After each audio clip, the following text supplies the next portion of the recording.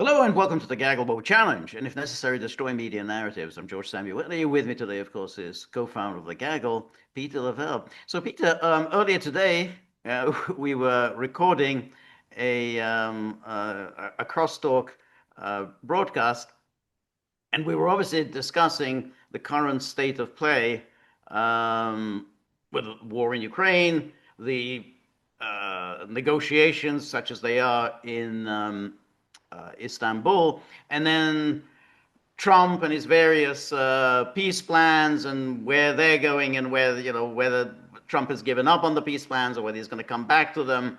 At the very least, we can say he's quite busy with a lot of things right now. So I'm not sure Ukraine is quite at the front of his mind, particularly what's going on in Los Angeles. So when you look at it all, you kind of have to wonder, really.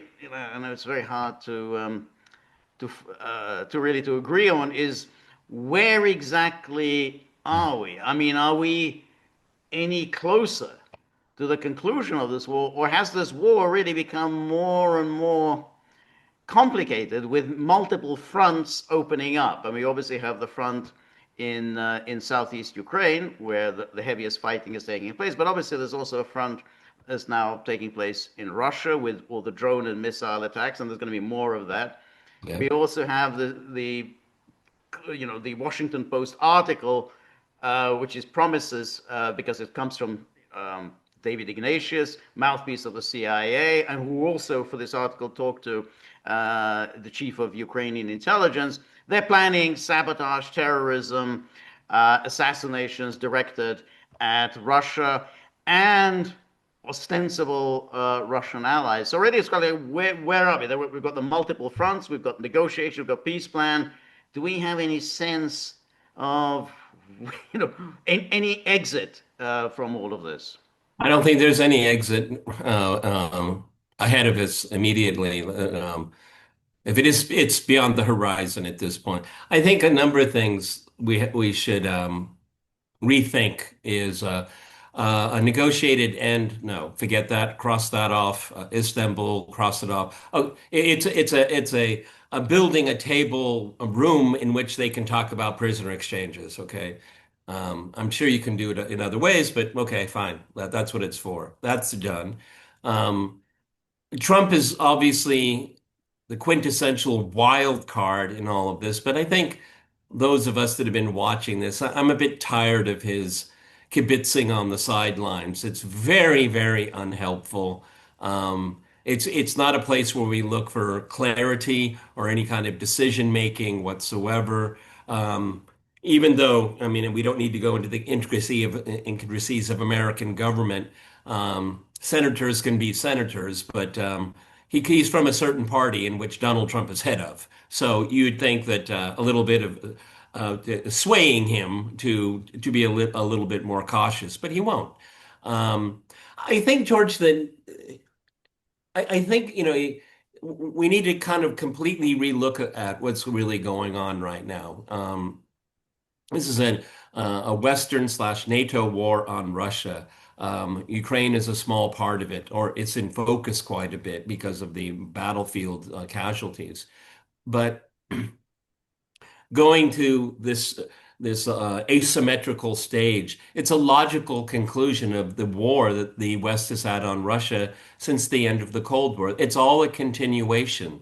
It isn't, Putin woke up in the morning and invaded Ukraine. Okay, it's much larger, and you've even already alluded to it. And I think that we need to start looking at it that way. I think personally, as we go transition from a special military operation to an anti-terrorist operation, or maybe commingling of the two, there has to be regime change in Kiev. I think that's a prerequisite moving Well, forward. you Be- know, be- okay. the West does not want a peace with Russia. Okay, Ukraine is the proxy. Ergo, Ukraine really has no say. And George, I don't want to be spiteful here right now. You don't even want to take your fallen soldiers from a refrigerator car. And they got the names for them. Here they are, take them. and they can't won't even do that. Why? Because they don't want to spend the money on their own people. It's very expensive. The promises they made. Sure. And who made oh yeah, we'll take care of it. We'll take care of it. Add that to our bill. Okay. I think we need to kind of refresh looking at all of this because we had articles in the early part of the conflict. Ukraine has already won. Russia's already lost. Okay. We need to, I think, wipe the board and rethink. Well, I think the problem is, I mean, obviously I take your point about the regime change in Kiev, and I do think that that was the original objective. That why Russia launched the so-called SMO in February of 2022. I think regime change. That's what always made sense. That there has to be whether it's going to be Zelensky or somebody else, but somebody who just simply accepts realities on the ground. Now, but at this stage, to have a regime change, that's a major commitment. That is a major military commitment. First of all, let's say you don't do the military commitment. Let's say you go by assassination. Let's say you assassinate Zelensky. Um, First of all, that's a very risky venture because you don't know how the West will react to that. Particularly with Trump, you don't know how they will react to that. But let's say they sit on their hands and they don't do anything. We really don't know who comes after Zelensky. You may still not get that regime change because the next man in, which could be Zelensky, may be a more competent and a more fanatical figure than A more competent Zelensky. exactly. So that's it. Now, the other thing is that, well, Russia can, of course, go ahead, win this war, take Kiev, but for that, it would have to mobilize. It would have to mobilize and use its huge resources, and once it uses its resources, it would indeed be able to crush Ukraine. But then, the question arises: will Russia do that? And so far, Yeah. Putin has been very reluctant to do that. I mean, that's why it's been the so-called SMO. Well, The it's people who interesting go because to fight do it, for monetary reasons. They give them major incentives to fight, but he hasn't ordered a full mobilization. it's interesting because what we've seen, the term now bandied about all the time is asymmetrical, and yeah, Kiev's Western backers gleefully, like they love this idea. They love this idea. Assassinations, blowing up civilian infrastructure, Yeah. threatening Russia's strategic assets. But Russia, to my mind, really hasn't gone down that path. I mean, as you and I talked about earlier, I mean, Kiev's international airport is as busy as ever, okay, in the middle of a huge conflict. That's rather odd if you really think about it. That the first thing you take out is the airport. Right. So, I mean, so can we get symmetry with the asymmetry? You know what I'm trying to say. Go Right. ahead. Right. Oh, by the That's way, it. everybody, there's an electrical storm going on, so if you hear loud noise, it's the thunder. Okay. But that's really the problem that uh, the things that we had expected Russia to do, Russia hasn't done. We always expected Russia will do these really brutal, harsh things, something that would absolutely shock the conscience. But on the other hand, that's what you need to do to win the war. I mean, and so, yeah, okay, we'll take the hits, but at the same time, we'll have wrapped up the war. But Russia hasn't done any of those things. So then the question will arise, well, why hasn't it done it? And, will it actually ever do it? Because what Ukraine is going to do, Ukraine, without question, is going to continue with this asymmetric warfare. They are going to do these subversion. They are going to do these assassinations. There's going to be lots and lots more assassinations, lots and lots of sabotage. I wouldn't be surprised if they're going to extend this terroristic campaign to other countries. I'd say Hungary. I think they're going to be all kinds of strange explosions in Hungary, and nobody knows what the problem is. Orban will probably issue, hey, Ukraine's behind it. He won't get a sympathetic hearing in Brussels, but I think they'll be in other places, and they're going to start hitting cargo ships at other places just to present to India and China, hey, there are costs in doing business with Russia. I think they're going to continue with doing that. Now, that's a front in the war, and it does, raise problems for Russia because Russia can't indefinitely continue with this kind of these kinds of actions against it. Yeah, and it kind of brings up I think you bring up a really important point because the out of theater, I'm not a military guy, but out of theater endeavors they might indulge in. Um, yeah, I think it really is important for the Russian side to say this thing has to come to an end, and it has to come to an end reasonably soon. This strategy of attrition, which of course has cost the Ukrainians enormously. There have been large Russian losses as well, but Ukrainians have taken the brunt of it. Their country is in shambles. Their economy is in shambles. It was reported in a news cycle ago, 7 million Ukrainians have left the country. So, you have this mass disarray. But How do they leave the country? I mean, the borders are closed. no, I think no. What they've done is they've done a summation of how many people. I'm not saying people are still leaving, Okay. but looking in total Mhm. since the start of the special military operation, so many people have left, and it's unlikely they're going to return because nobody knows what the outcome is going to be. Who wants to return to a tattered country? Okay, but I think that you can start making the argument that the strategy of the last 3 years plus, while successful in some areas, have been woefully disappointing in others. And they have, I think it has to be reassessed again, Western commitment. I mean, because it's gone beyond rational. It's irrational that you self-harm your economy. It's irrational that you destroy your coveted political institutions and values and all of that. And that's being widely debated right now. It's not like behind the scenes anymore. And to be honest with you, George, people here in Russia are tired of it. They're tired of this war. Right. No, I think yeah, no, that's right. Um, but I mean, the problem then is obviously to bring this thing to an end. I think there would have to be a much bigger and much more serious commitment from Russia. Much greater manpower would be needed. I mean, you did just need the manpower in the end just to break through the defensive lines and hold positions. I mean, that's what you have to do. If you don't have the manpower, then you're not going to be able to hold any new positions. So you need the manpower. And that's will be that it's a risk for Russia, but I think that's what Russia has to do. Otherwise, this is going to drag on. I mean, it's just going to go on another year, another 2 years, and it's possible Ukraine will collapse. But we've been expecting that now for a long time. We can't bank on it. I mean, it Well, doesn't and happen collapses. anytime. So it is possible, but it hasn't Yeah, happened.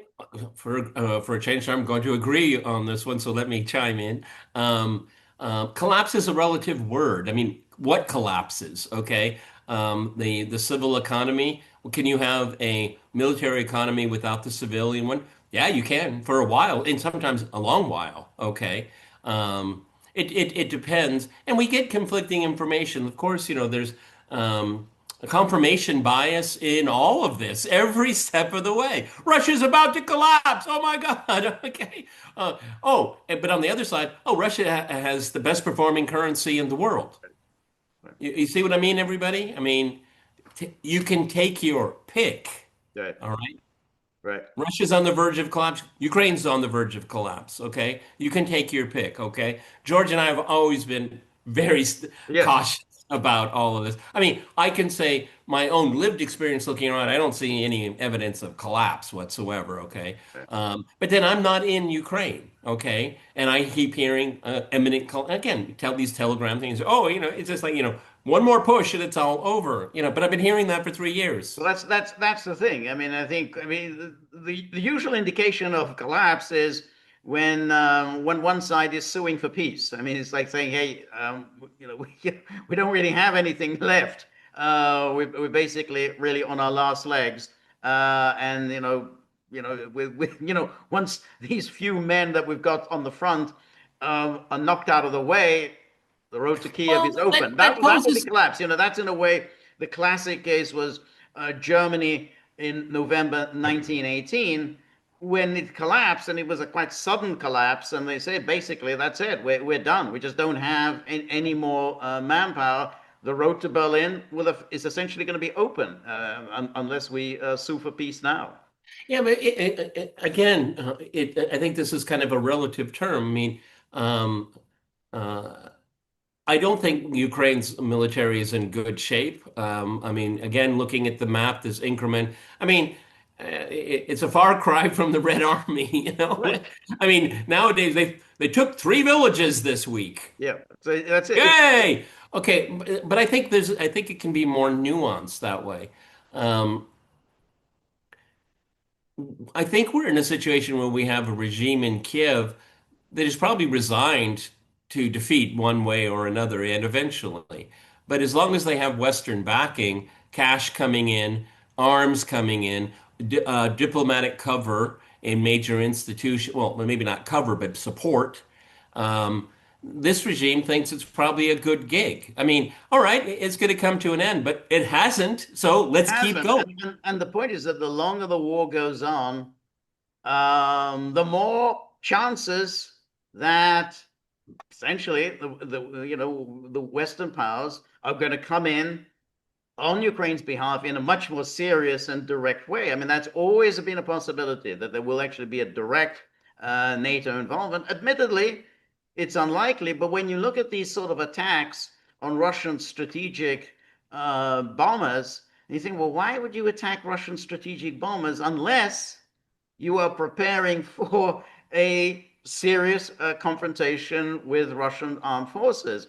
And that's why, it's like, I mean, we talked, I think, last week about Finland, Finland, which is, what are Finland worried about? Well, because the Russians are fortifying their front lines near the Finnish border. Why are they doing that? Well, because they think there's a possibility of an attack from NATO coming from Finland. So these are real possibilities. And for the leaders in Ukraine, they can calculate that the longer it goes on, the more likely it is that somebody will do something will happen, false flag or whatever, and there will be a direct war between Russia and NATO. Well, all the more so since there is no real downside for them. They just leave. Yeah. You see what I'm saying? Well, I mean, leaders always do. Leaders can always yeah, just get keep it away from going. somewhere. I mean, what is it? What is it? What is their cost to all of this? Okay. I mean, as long as Saigon is standing, the government is going to keep it going, even though they're losing this region, this region, this region. Okay. They're going to stay to the last. And I think, and then, you do your helicopter evacuation or whatever. Yeah, But I think, but but we're a you long just way from that, and I think wait, wait, I'm agreeing, and that's why I think it's good to continue yeah, because this elite has every reason to continue, irrespective of the state of the economy, irrespective of the state of the military. This elite, as long as they get Western backing, will continue. yeah, Now, you brought up a point just a second there ago, then it's something we touched on this morning, is attacking Russia's strategic assets is part and parcel of what we've seen a policy of 30 years, tearing up arms control agreements, not honoring them, not extending them, and now going after those assets. Okay, this pairs or it works in parallel perfectly. It makes perfect sense to me. You have this proxy war in Ukraine, and then also continue to whittle away, to focus on, to target because this is the much bigger issue. This is what the strategic defeat is all about. It's not about what's going on with Ukraine, not at all. Okay. right. But to be able to, I mean, it goes back to George, and you and I have chronicled it, the thought of a successful first strike. Yes, This is back in the thinking of right. strategic thinking. Yeah, Okay. yeah. And this is a thread you can see all through this conflict. Yes, yes, no, without question. There's always been that the desire. I mean, why did the United States want to walk away from the ABM treaty, other than it was planning on the first strike capability? And so that's a long-standing issue. I mean, that was when Reagan first mooted it in the 1980s, and then George W. Bush actually went ahead with it. And Trump now talking again about the strategic dome. Um, but ultimately, there's still got to be the point that Russia has to take this war and win it. I mean, you have to do it. It's like, there's no point in thinking about what's Trump going to do and when, Yeah, yeah. that's No, I'm that's not saying part of it. you're not arguing that, but No, no, basically, no. I'm agreeing with you. I think we need yeah, to, because what we've seen, this is really important. This is what we've seen since his election and return to the White House. What does Trump think? What does right. Trump want? We have to move away from that. Right, exactly. Exactly. Because, basically he just wants this to go away, but without Yeah, really, for his own personal yeah, reasons. personally, it doesn't interest him. This war does not interest him. He thinks it's a ridiculous war. It has nothing to do with him, nothing to do with the United States. However, he's finding it very difficult to walk away from it because, of course, when he has these NATO creatures like Chancellor Merz coming to see him and Keir Starmer and Macron, all of whom are urging him, oh, we got to do more, we got to do more. The fate of the West hangs on Ukraine, and then they keep coming to him. Ursula von der Leyen, they all come to the Oval Office and they all have the same thing. And then you have, of course, within the deep state, there's a rabid Russophobia within. Yeah, we saw it played out last weekend, everyone. Right, exactly. So Trump is, I think, finding it extremely difficult. But that's why I think that that Russia has to stop thinking about it, and by the same token, they have to think in terms of risking his ire, doing something that will enrage him and provoke him into doing who knows what. They have to take that risk. So, for instance, if we were talking earlier about assassinating Zelensky, and I don't know whether that's necessarily the best way of doing Well, things, when I said but regime change, I'm right, not or some saying I know regime change, but I- that's I'm not saying assassination per se. right. But Okay. regime change, you have to go into Kiev. You have to get into Kiev to do the regime change. So if that's a big operation as yet. So the easiest thing would be, I think, an assassination. I mean, that's easier than taking Kiev. But that maybe some mass assassination, a mass terror attack. All of these would certainly be, according to Western notions, they would still be legitimate military targets. Shock and awe. Yeah, say, hey, you killed a whole bunch of Ukrainian government officials. Yeah, they're legitimate military targets. They're all involved in the war. So you have to just move beyond sort of thinking about how the Americans might react. You just have to go ahead and do whatever is needed to win this war. The longer it goes on, the more dangerous things are. That's the reason why I wanted to do this video, because I'm agreeing with you, because I think that we have to go beyond these overhyped peace deals. What's good for Russia? What's good?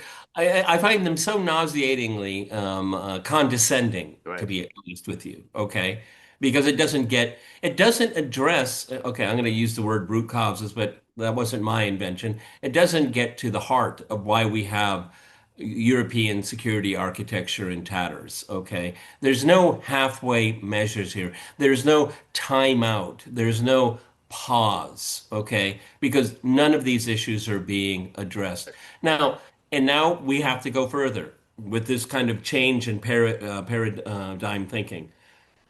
Is the Europeans have been asked since the end of the Soviet Union, since the end of the Cold War, that Europe's security apparatus architecture has to be reassessed.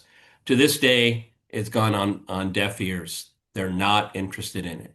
So you have to create political facts on the ground and force that change. Russia has tried to do it diplomatically for decades, and even and very even tiptoed around it with this conflict in Ukraine. That all has to change. Why does it have to change? Because that effort has failed. Right. There's no evidence of success with that strategy. Right. It's failed. Right. It's time to do something different. This is, and so, oh no, the Istanbul process, it's no, it never was meaningful. You fly our crew there, let's cover all that. This is all a waste of time. Right. And, No, and it's playing to a paradigm that is illusory.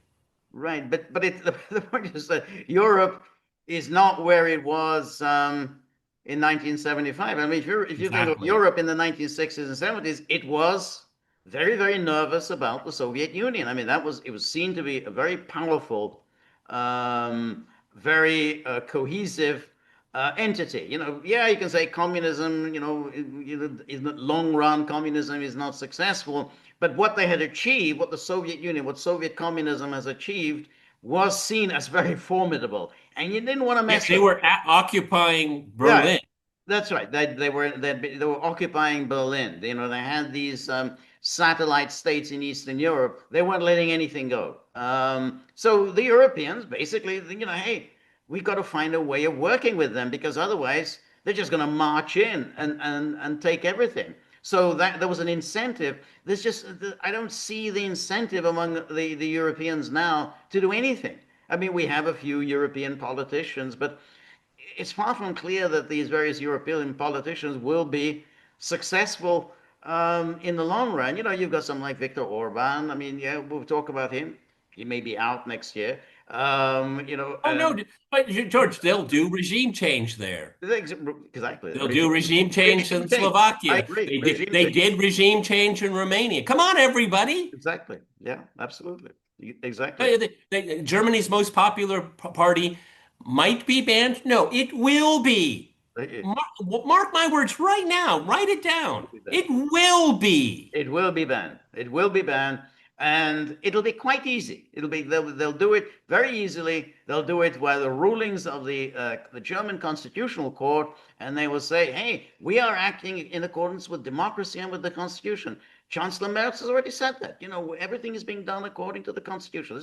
This is how democracy functions. Democracy functions by outlawing the most popular party. That's it. That's the meaning of democracy. Yeah, and everyone within weeks of Hitler's rise to power, political parties were disbanded, and it was a one of the most cruelest jokes is that the left had been clamoring for decades, even during the imperial time, for a May Day workers' holiday. Well, guess what, everyone? The Nazis gave them the holiday, and then they dissolved all of the trade unions. Right. Yeah. And this is exactly what's happening in Germany right now, okay? Yeah.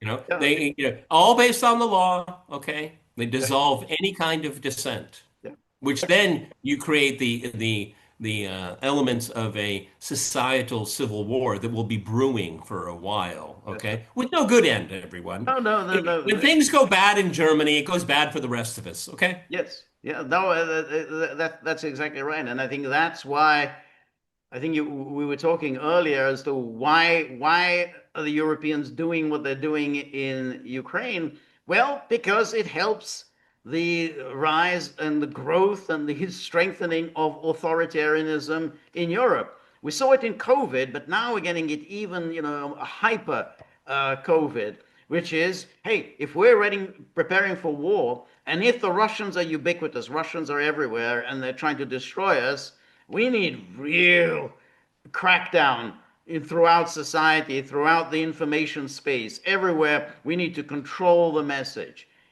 Ursula von der Leyen, she's already on the case. We have to essentially do. She used that word. She used the kind of COVID expression. We need a vaccine against bad information. We need a vaccine. She actually had this. That's it. We have to, Yeah, I mean, I've heard this term. that's it. Another She one, said it. Yeah, a no, but another vaccine. one that I find really creepy is in cringe is we need better hygiene. Yes, so that's a That good is exactly. that's Better a hygiene. blast from the past. Yeah. Woo. I Yes, hope viewers know what I'm talking that's it. about. Exactly. We But we need need better. hygiene. That's right. That's right. And then that's it. So you've got that. So we need a better hygiene. We need a vaccine. We need to essentially inoculate ourselves from disinformation. And Russia is, of course, the fount of disinformation. And so that's why it's in the interest of all those Merzes and Ursula von der Leyen and Macron and others to whip up, and Keir Starmer, another deeply authoritarian figure, to whip up this hysteria about Russia, about the threat that Russia poses. I mean, it's a ridiculous notion, but the media, are happy to parrot this. You think somewhere there'd be some media outlet saying, you know what, just show me some evidence that there's some kind of a Russian threat. None. There's no critical voices at all. Which at least there were in the 70s. There were people in the 70s. Well, it's Where's the interesting. what Soviet threat? When Ronald Reagan, when there was a assassination attempt on Ronald Reagan, um, when he was in the hospital recovering, remarkably, he was a president that liked watching TV. Okay, and so he's in his hospital bed, and remarkably, George, the film The Day After was playing, which for those that don't remember or weren't around at the time, that was a simulation of what a nuclear war would do to humanity. And he watched it apparently, and he was quite horrified by it. A man coming from TV and film himself, Right, um, and he asked his aides. They said, "Wow, is this even remotely possible?" And right, his aide said, "No, Mr. President, it will be far worse right. than what is being presented here." Wow, we've Right. really come a No, long. you're right. But one should also say about Reagan, which is was largely forgotten. In 1976, when he came very close to winning the GOP nomination, and then he spoke at the convention. And what did he speak about in the convention? He talked about nuclear weapons, and he said that these nuclear weapons that they pointed at one another, the United States or Soviet Union, we can destroy the planet many, many times over. We need to get rid of the nuclear weapons. He said it in 76. No one really noticed it because at the time everyone thought, oh, he's Mr. Conservative, this hardline anti-communist. But that his speech was about nuclear weapons. That's 76. Even though he was in political trouble with Iran-Contra and all that, which consumed his presidency in many ways. Right. Um, but George is right. I mean, he started talking publicly in 1976 about this. In the waning months or 2 years of his presidency, Right. he was the most fanatical disarmer Right. we've ever seen. Right. Okay. Right. I mean, and to the point where his aides were saying, no, no, no, no, slow down, Mr. President. We can't Right. get rid of all of them. No, no, of course we can't get rid of all of them. Right. Okay. Right. Yes, I exactly. mean, it's a really remarkable story, a story that is largely unnoticed Oh yeah. because of domestic politics in the That's United right. That States. was the Reykjavik. Reykjavik. They almost came to this agreement with Gorbachev to outlaw all nuclear weapons, all of them. Right? But Gorbachev said, okay, well, dump SDI into the mix as well, the Strategic Defense Initiative. No, no, I can't do that. Well, we can't really get rid of all of our nuclear weapons if you're still retaining your nuclear shield. And that was it. But otherwise, they were actually sitting there ready to sign an agreement to outlaw all nuclear weapons. Yes, but unfortunately, Gorbachev went to Reykjavik with a very weak hand. Yes, Very. of course. Yes. Okay. As a matter of fact, I was taking a course at the Berkeley Stanford program on Soviet foreign policy behavior, as if it's bad behavior. But anyway, I talked to a few representatives that had been in Reykjavik, and they just said the Soviet position had collapsed, Yep. and the Cold War is over. Yep. Okay. Yep. Yep. So, but it's important to talk about the past. George was talking about the perception of the Soviet menace Yep. in Eastern Europe, and sure, if you're in Western Europe, armies are menacing. Right. Okay, and plus you still have to keep in mind, and Europeans have largely forgotten this, is it was Soviet occupation of Eastern Europe wasn't something that it was purposeful in that the severe losses during the Second World War allowed the victors to take the spoils, and they felt that way very, very strongly. And it was Gorbachev that dropped the ball. He really did. George and I have related here often that you can dissolve the Warsaw Pact, but Russian armies can still stay there. Okay, That's they could have still stayed in East Berlin. That was recognized under international law. Yeah, no, Okay. that's right. And I think that, but that was the thing that from 1945 onwards, the Soviet Union inspired terror. You say, oh, we don't, capitalism is better than communism, Hayek and Popper and all this open society and so on, but nobody cared about that. What do you have, however many articles you can write about the inefficiencies of the Soviet economy, you say, hey, they've got this bloody big army, they've got all these nuclear weapons, they have all of these, armor and, and tanks and whatever, and they can overwhelm us. And that's what matters. And so you see these Soviet leaders on top of the mausoleum, Brezhnev, Kosygin, Soslov, Gromyko, and they look formidable. You looked at them and say, well, I don't want to mess with those guys. And that's why, they got that Helsinki, final act. All of the anti-communist, anti-Soviet voices were stilled, and every single leader of the Western world went to Helsinki and signed the Helsinki Final Act. And so this was a defeat for all of the hawks, the Cold War hawks, who were dead set against it. No, everyone wanted to sign because the Soviet Union was frightening. And the problem now is that Russia isn't frightening.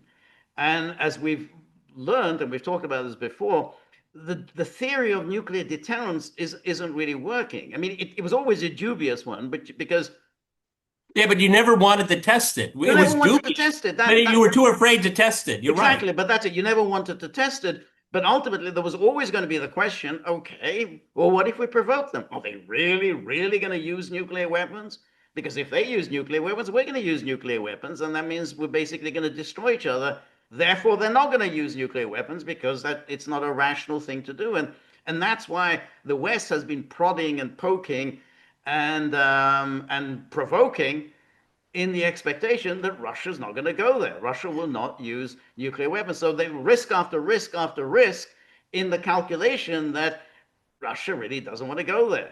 And this is what I think is so much missed. The reason why I wanted to do this, because, we can go back to February 2022 and try to understand, and we have been for a long time, but the, the origins of this go so much farther back, a mindset that is still with us, that has not changed. Political systems change, political military blocks can come and go. All these things are, they're in flux. But the desire, the demand, the goal to destroy Russia is there. It has Right. never changed. It has goes through mutations, okay, but it has never changed. And that's why, all these gleeful people, oh, they hit these bombers, yay. Okay. I mean, for all we know, most of them were decommissioned. Okay. I mean, for all we know. Okay. I'm not downplaying it. I actually, earlier today, I saw this debate, was it a pinprick or is this a game changer? And I was listening to the discussion and I thought they can be both Right. real at the same time. The debate is artificial. It's missing the Right. point. Right. It is. But then this is why it's it's it's very hard. I mean, for Russia, but Russia has to basically bite the bullet and make that decision, which is how does it respond? I mean, yes, it can use the Oreshnik again in Ukraine, Russia's problem really isn't Ukraine, but it is NATO, and therefore Exactly. ultimately Exactly. NATO has to be made to pay the price. Exactly. That, Exactly. that's a risk. That's risky, and NATO ultimately is gambling. Russia isn't going to extend this war beyond the territory of Ukraine, so we're safe. We can go on playing our little games because Russia doesn't want to provoke NATO because Russia doesn't know how NATO will react. I don't know, how it'll deal with the Article 5 issue. So we are safe. We continue to be safe. I wouldn't bank. I I, wouldn't. I wouldn't bank on it either. I think it's a I wouldn't put the risk. farm on that. Yeah, it's a risky strategy, but but that's their strategy, which But is what else can they do, George? limited to What Ukrainian. else can they do? What else? Who? I'm agreeing with. What else can Russia do? It has to. I think it has to attack NATO territory. Yeah, I think it Okay, has. well, attack NATO. Let's not say Right, territory right. yet. But yeah, okay, all right. I think no. Okay, fair enough. Fair enough. Yeah. But I mean, it could well be sort of whether it's bombers, airfields. I mean, because otherwise, where else are you going to attack? Well, But NATO is whatever. I mean, you can, NATO's in Ukraine. right. Yes. Yes. I mean that's right. I mean, but I don't think that in itself would be sufficient. I mean, if you want to, give a I think sign, it's going to be give tested. an indication that you are serious I think and it's that going to you're be. ready for escalation. I think you want to go beyond just. Well, I think that's a first step, and I think it's going to be tested very, very soon. Okay. And another point here, everyone, inside of Russia, people are furious that this happened. Okay, furious. And they want a reaction, and they want a strong one. Okay. So there's a lot going on here. I mean, you get so little coverage of what actually is happening inside of Russia in Western media. Okay. And it's important to keep in mind that there is public opinion here as well. People want this thing to come to an end. Now, people are not, protesting in the street or anything like that. But I mean, you've had 3 years plus. Let's get this thing wrapped up. I think it's right. But I think the Russian response has still been, but first of all, Putin made no mention of the attack on the airfields during his meeting with the government ministers. He talked a great deal about the attack on the bridges, um, but he didn't talk about that. He discussed the attack on the airfields with Trump, um, but even with Trump, it was just they didn't really go into the details, and the from the Kremlin readout of that conversation with Trump is just, well, President Trump said the American side had no advanced knowledge of this.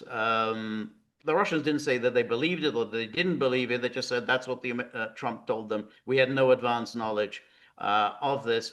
Um, but there hasn't been any kind of really belligerent talk about NATO and the West from coming from the Russian government since the attack. And in fact, during that meeting with the government ministers, Lavrov was talking about, well, there are forces within Ukraine that are trying to sabotage the peace talks in Istanbul. I mean, that was Lavrov who was kind of saying, okay, well, that's it. So, but we must nonetheless continue with these Well, talks. I think Are that, quite yeah, useful. but I think that's really wise because um, last weekend's attack was an intentional sabotage of Istanbul, and I think the Ukrainians were astounded that the Russians showed up. Okay, I think they really were surprised, and if you look at the deputy foreign minister, he came out and here, Russian one, said that these are two tracks. There's a military track and there's a diplomatic track, and we're going to continue both, which is quite astounding for a lot of people because like, Right. No, wow, I mean.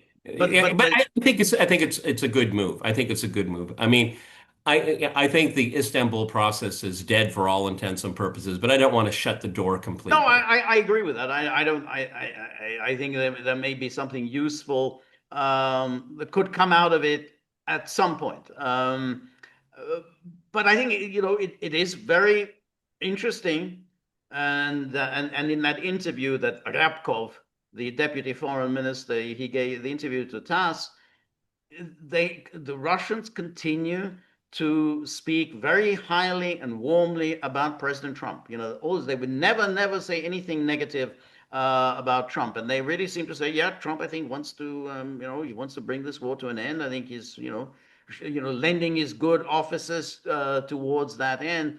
They don't say anything good about the Europeans. They definitely don't say anything good about the Ukrainians, but they always differentiate everyone else in NATO from Trump. So you get the sense that there's still some hope in the Kremlin that something could be worked out with. Well, I mean, I don't know if the word hope is the right one, but um, considering, And we used to say this about Macron, okay? If it's an odd day of the week or an even day of the week, we can expect something different.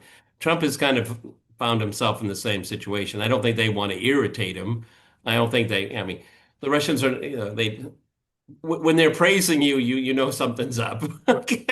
You know something's up, okay? But they don't want to criticize him. The whole point of what I wanted to do here is that um, you know,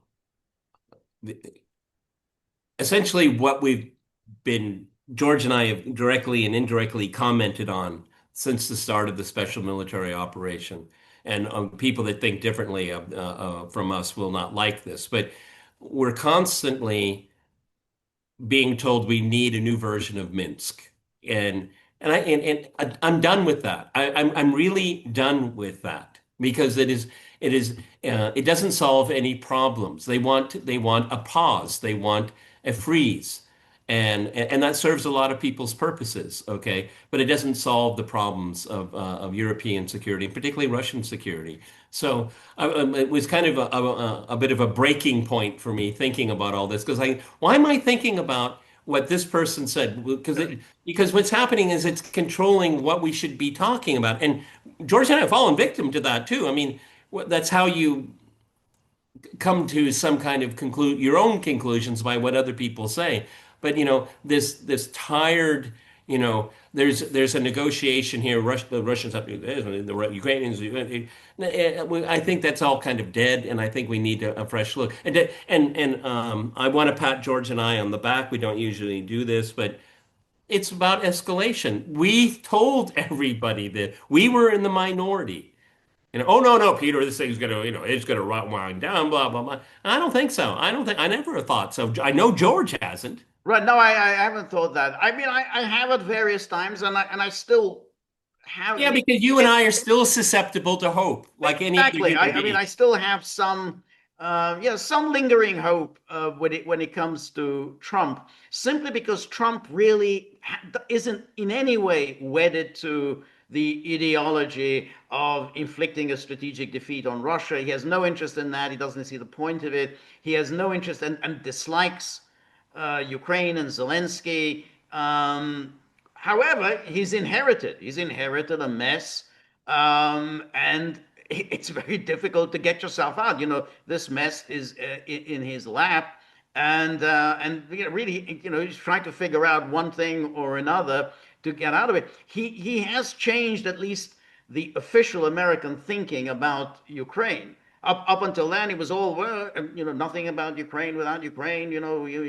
Ukraine is on the front line of the fight against As long as barbarity it and takes, whatever. as long as it takes. Yeah, all of that. He's abandoned all of that, but he hasn't replaced it with any new thinking and a new strategy. And I think that because of that, he's vulnerable to being pushed into, I think, to escalation, and that could well happen. He doesn't really want to do it. I mean, it's clear. He was being pushed by Merz. Every time he was pushed, he kind of pushed back. But that's clearly where all of the thrust of force is coming from. So, if I'm going to look pessimistic, I say, yeah, it's quite likely that there will be escalation.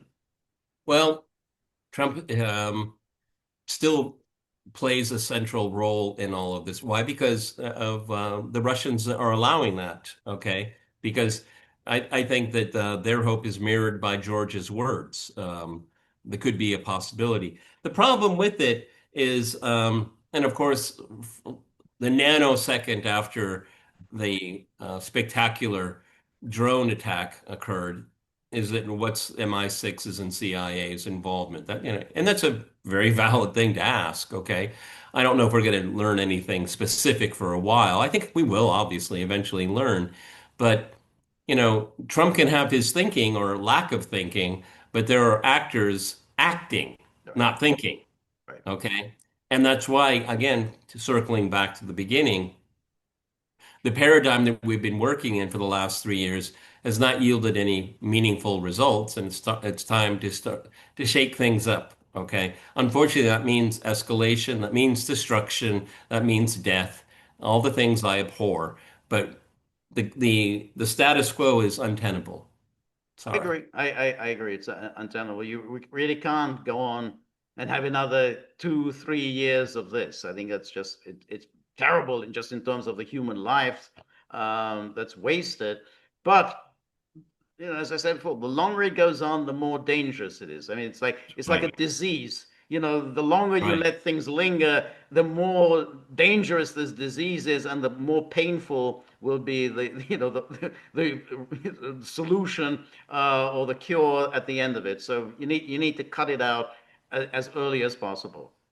Yeah, because the consequences of not changing will be with us even longer. Okay. Eventually, there has to be a day after all of this, and we want to have a case where neighboring states can live in neighborly ways. Okay. The ultimate expression of security for all. With every passing day, that day is further off. All right, everybody, it was just something that I was bestirred this morning with having my conversation with George and Mark Slobodka.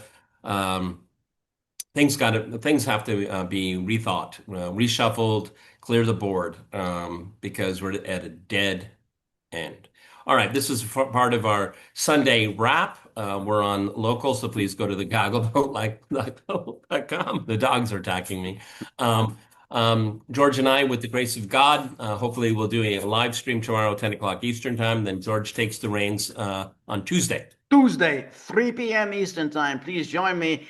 And think about these ferocious hounds whose anger is beyond any real control because they're saying, hey, this tip jar situation, they keep rattling this tip jar, smashing it against the ground in fury.